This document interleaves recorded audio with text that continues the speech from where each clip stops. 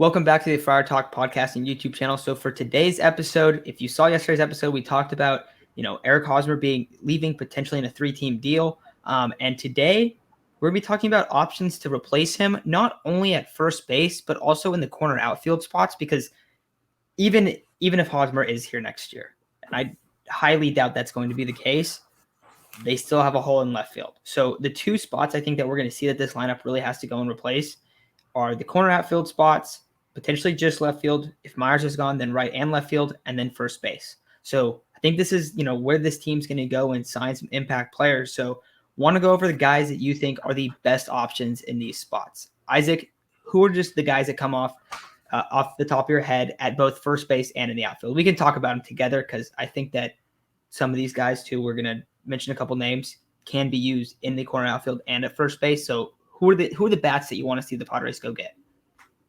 Well, if we're talking about a guy that can play both, I think Kyle Schwarber is the first one that comes to mind. Just a guy who can hit for a lot of power in a lineup that's missing lefty power. I think that'd be a really great addition. Just a guy that excelled over there in Washington, and somebody that'd be very useful either in the 3 or the 5 hole, whatever it would be. Because we did not get a lot of power from the left side. I know Grisham had a down. I don't even know if I want to say a down year because we haven't seen enough to consider it or a down year for him. Jay Cronenworth had a fantastic year, but only around 21 to 23 home runs. Not only that's really good for a second baseman, except unless you're Marcus Semien, you hit nothing but nukes. So for Jake, really good, really solid year. But other than that, Eric Hosmer, huge liability. Victor Caratini, also a big liability at the plate. So definitely need some power on the left side. And Kyle Schwarber supplies that. Solid defensive replacement if he plays first. Anything's an upgrade over Eric Hosmer defensively. And in left field, we kind of tried that whole Adam Frazier in left field thing. Did not look good whatsoever. And I think Kyle Schwarber would look better out there. But if we're just talking a guy who can just play outfield, who's been fantastic, very solid, consistent over the years. Starling Marte is a guy that comes to mind to be the optimal leadoff hitter or second hitter because, with the DH, you can actually afford to put Fernando at the leadoff spot. He will still get his RBI opportunities if you have a guy like Grisham or somebody who gets on base a lot at the bottom of the lineup to have a good turnaround. With Starling Marte, you get a guy who steals a lot of bases, doesn't hit a lot of home runs, only had 12 home runs this year, but batted .310, consistently has over like a 780, 790 OPS. I don't know what it was this year, but definitely had a really solid year this year. So I think that'd be a really, really solid addition in the outfield. Has a really good glove also. Speed. Not, like I said, not too much power, but hits for contact, hits for average. And that's something that could also be used in this lineup. We got Adam Frazier to try and do that. Didn't really work out. Now you're going after a guy who's more proven, who's done that consistently for years and years and years. And I think that'd be a really good addition. And we've already, talked about Josh Bell. I'll let Ryan and Matt talk about Josh Bell. Yeah. So a couple names that come to mind for me, and like this will, bleed over into my off-season plan. The first guy I want to talk about is actually pretty under the radar in such a deep market. Avisail Garcia. He just opted out of his contract with the Brewers. He's not really talked about up there with like the higher level bats coming in, to free agency, not only like just the general pool, but also in the corner outfield spot. So one thing that sticks out to me for him as compared to all the other ones is he did not receive a qualifying offer. So a lot of the bigger bats that are available this offseason for us to go after, they received a qualifying offer, so we would lose a draft pick. But for Avisail Garcia, we would not. Now, the reason I'm really interested in him is if you look at him, he is a surprisingly well-rounded player. His walks and strikeouts aren't really the best for someone like him, but you look at him, he hits the ball really hard in terms of exit velocity and hard hit percentage. He's up there in the top 10% in the entire league, which is fantastic. He's up there with guys like, Machado and Tatis.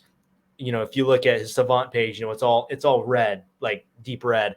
And his speed is really surprising. He's 6'4", 240 pounds, and this guy's in the 88th percentile of sprint speed. So he's up there with, guys like Grisham, Cronenworth, Tatis even. He's really fast. He had 8 defensive runs saved in right field this year, which is well above average. So, you're looking at a guy who has the power numbers and like the backup, exit velocity, hard hit percentage stuff to say that he can continue to hit 29, 30 home runs a year. He has always hit for a high average. He had a great defensive year in right field this year, and he's one of the faster players in baseball.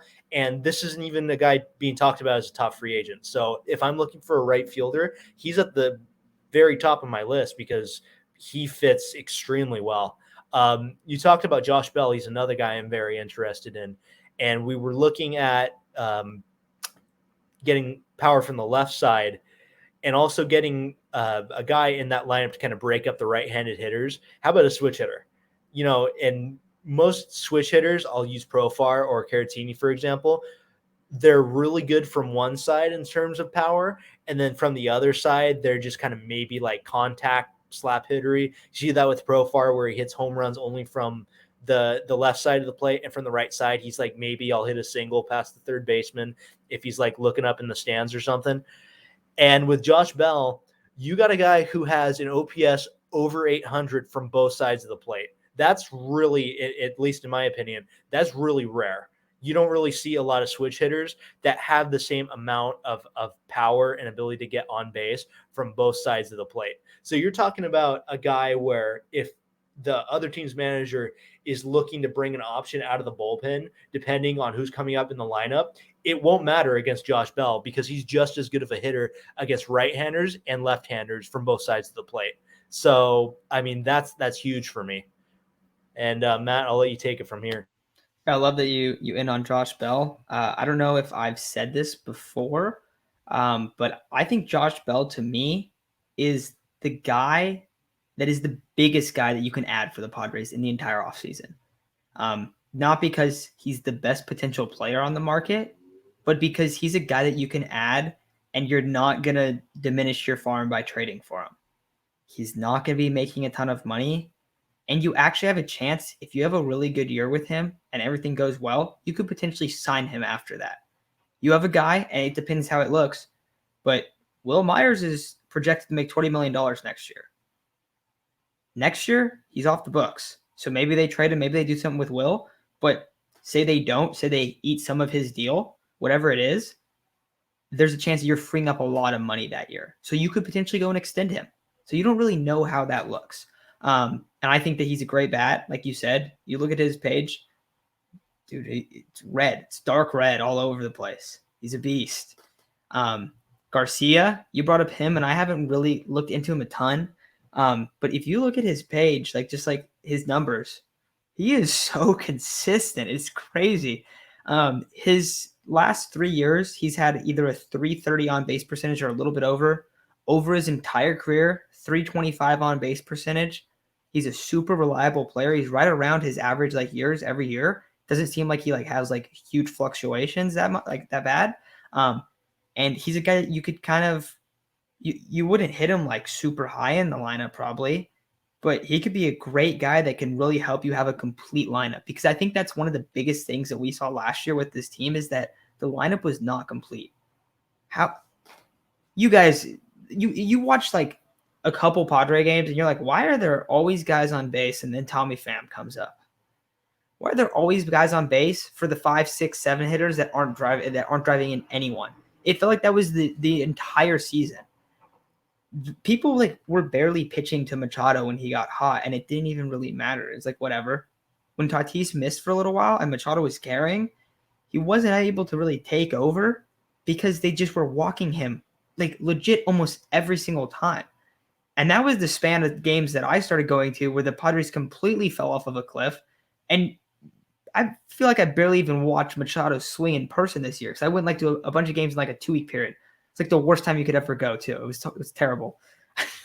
Isaac knows. Isaac felt my pain every time. Sorry, Matt. It was 5-0 in the first inning every single time I felt like. But this is a lineup that was not complete, and you just bases loaded. 6 hitters up. It's Myers, it's Hosmer, it's Pham, it's Caratini. Like so often, like there's just a bunch of guys on base, and you're not able to. And then the guys in the top of the order, they're not going to see as good of pitches. If you have a complete order, it impacts on how pitchers approach your best players. You want to see Tatis keep improving. You want to see Machado keep improving. Same with Cronenworth. You want to see Grisham bounce back. If you get a complete lineup, then you're going to see that because they're not going to pitch out like around guys. And we saw that so much with Machado last season. It's really frustrating. He still put up a good year, but I think that he can have a much better year if you put a better lineup around him. So that's all I got. I think those are the best guys. Definitely think that Schwarber could potentially be an option. I love Starling Marte. I think he's an amazing option. I don't know. Any other guys you guys want to bring up? I mean, you can quickly mention somebody like Mark Canha, not exactly the best guy on the market, but I mean, considering Tommy Pham was in left field, Mark Canha's not that bad. I think, being able to mention some in-house options, if we're able to move on from Hosmer, Jay Cronenworth sliding over to first, maybe not all the time, but every once in a while is definitely something on the table. I don't know if we can really consider Ha-seong Kim a starter. Defensively, props, Gold Glove caliber player. It's just at the plate. We've said it multiple times. At the plate is where the team was lacking significantly, and that's not exactly, somebody that you plug in. Of course, you want to get them a lot more at bats, but I think you do that in spring training, maybe early on in the season. Other than that, talking about corner outfield options, you guys have probably heard me talk multiple times about how I think C.J. Abrams would project fantastic as a right fielder.